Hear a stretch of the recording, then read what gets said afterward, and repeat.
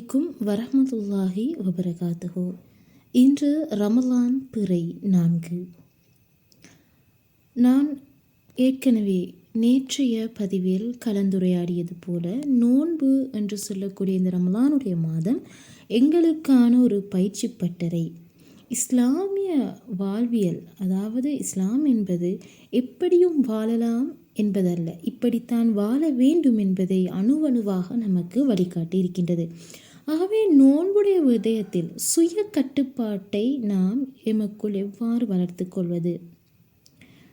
ஆகவே இஸ்லாத்தில் நோன்பு என்பது வெறும் ஒரு வழிபாடு மட்டுமல்ல, அது ஒரு தனியான ஒரு இபாதத் மட்டுமல்ல, அது ஒரு ஆழமான உளவியல் பயிற்சி, ஒரு சைக்காலஜிக்கல் ட்ரைனிங் அப்படின்னு சொல்லி நாங்கள் சொல்லலாம். அல்லாஹ் நம்ம பலவீனப்படுத்துறதற்காக நோன்பை கடமையாக்கல்ல, மாறாக எங்களுக்குள்ளே இருக்கிற வலிமையானவர்களை நாங்கள் உணராத எங்களுடைய வலிமையான பக்கத்தை எங்களுக்கு காட்டுறதுக்காகத்தான் என்னது இந்த நோன்பை கடமையாக்கி இருக்கிறான். ஆகவே நோன்பின் நோக்கத்தை அல்லாஹ் சுப்ஹானஹு வ தஆலா தன்னுடைய திருக்குர்ஆனில் தெளிவாக சொல்கிறான். நீங்கள் தக்வா, இறையச்சம் உடையவர்களாக ஆவதற்காக அப்படின்னு சொல்லி. அப்போ இது எங்கே கூறப்படுது? சூரா பக்ரா 2வது அத்தியாயம் 183வது வசனத்தில். இப்போ தக்வா என்று சொல்கிறது வெறுமனே பயம் மட்டும் இல்லை, அது ஒரு சுய விழிப்புணர்வு, ஒரு செல்ஃப் அவேர்னஸ், அது ஒரு சுய கட்டுப்பாடு, தன்னைத்தானே ஒரு செல்ஃப் கண்ட்ரோலை அது உருவாக்குது. இப்போ நவீன உளவியலை நாங்கள் எடுத்துக்கொண்டோம் அப்படின்னு சொன்னால் சுய கட்டுப்பாடு, ஒரு செல்ஃப் கண்ட்ரோல், சைக்காலஜிக்கலி ஒரு செல்ஃப் கண்ட்ரோல் அப்படின்னு சொல்கிறது எங்களுடைய ஆசைகளை, எங்களோட உணர்வுகளை, எங்களோட தூண்டல்களை நாங்களாகவே கட்டுப்படுத்தி கொள்றதை குறிக்கும். அப்போ ஆசைகள்னு சொல்கிற நேரம் மனிதனுடைய விடயத்தில் தேவைகள்ன்றது வேறு, ஆசைகள்னு சொல்கிறது வேறு. இன்றைக்கு இது ரெண்டையும் பிரித்தறிய முடியாத நிலைதான் மனிதர்கள் தன்னுடைய சுய கட்டுப்பாட்டை இழந்து செயற்படக்கூடிய நிலைக்கு கொண்டு போய் விட்டிருக்குது. ஆகவே அந்த ஆசைகள், அடுத்தது உணர்வுகள், எங்களுக்குள்ள ஒரு மனிதன் உணர்வுகள் எழும்பக்கூடிய மனிதர்களுக்குள்ள எழக்கூடிய உணர்வுகள் எண்ணில் அடங்கானது. ஒவ்வொரு வினாடியும் ஒவ்வொரு நொடியும் அவனோட உணர்வுகள் என்ன செய்யும், மாறிக்கொண்டே இருக்க போகுது. இப்போ சந்தோஷமாக இருப்பான், இன்னும் கொஞ்ச நேரத்தில் ஏதோ ஒரு வார்த்தை அவனை ஹர்ட் பண்ணிவிட்டு அவருடைய உள்ளத்தை பாதிச்சுட்டுன்னு சொன்னால் உடனே அவர் ஒரு மனச்சோர்வான நிலைக்கு போயிடுவார். திருப்ப ஏதாவது ஒரு விடயத்தை, பயங்கரமான ஒரு விடயத்தை கந்து அந்த நேரத்தில் ஒரு பயத்த உணர்வு. ஆகவே மனிதனுடைய உணர்வுகள் என்ன செய்யும், மாறிக்கொண்டே இருக்க போகுது. அதே நேரம் எங்களை சுற்றி இருக்கக்கூடிய எங்களுடைய சூழல், அந்த சூழலில் எங்களோட பழகக்கூடிய மனிதர்களாக இருக்கலாம், ஏனைய நான் லிவிங் திங்ஸ், உயிர் வாழாத ஏனைய பொருட்களாக இருக்கலாம்.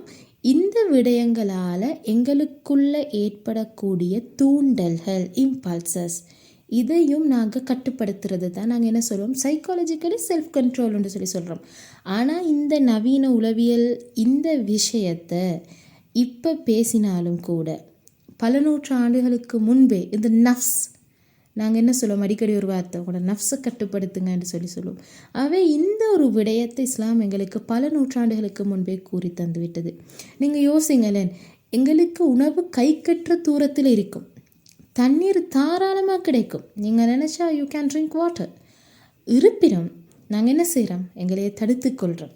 உணவு கை கட்டின தூரத்தில் இருந்தாலும், இல்லை நான் நோன்பாளி, என்னால் இப்போ சாப்பிட முடியாது, சாப்பிட்றதுக்கு நேரம் இருக்குது, அதே மாதிரி தண்ணி என்னால் இப்போ குடிக்க முடியாது.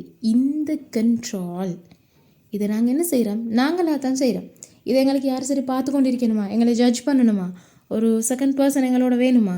இல்லை. அவன் எங்களையே பார்த்து கொண்டு நீ நோம்பாளி, நீ தின்னாது, நீ நோம்பாளி, நீ தண்ணி குடிக்காதேன்னு சொல்லி யாராச்சும் எங்களை வார்ன் பண்ணி கொண்டே இருக்கணுமா? இல்லை. நாங்கள் அதை நாங்களாகவே தான் செய்கிறோம். அப்போ இது தான் ஒரு உன்னதமான சுய ஒழுக்கம், ஒரு செல்ஃப் டிசிப்ளின். இது உள்ளார்ந்தமான ஒழுக்கம், ஒரு இன்னர் டிசிப்ளினாக இருக்க போகுது. ஆகவே இந்த நோன்பின் மூலமாக எங்களை நாங்கள் கட்டுப்படுத்தி கொள்றதற்கு, பக்குவப்படுத்தி கொள்றத இன்ஷா அல்லாஹ் நோன்பிற்கு பின் வரக்கூடிய இனிவரும் காலங்களிலும் உலகத்துடைய விடயங்களாக இருக்கலாம், ஆகிரத்துடைய விடயங்களாக இருக்கலாம், எதையாக இருந்தாலும் ஒரு முறை சிந்தித்து நாம் என்ன செய்யணும்ன்றதை யோசித்து மன இச்சையின்படி செயற்படாமல் அதை எங்கட உணர்வோட சுய உணர்வோடு அதை கட்டுப்படுத்தக்கூடிய தன்மையை வளர்த்து கொள்வதற்கு வல்லநாயன் எனக்கும் உங்களுக்கும் அருள் பாலிப்பானாக. அஸ்ஸலாமு அலைக்கும் வரஹ்மத்துல்லாஹி வபரகாத்துஹு.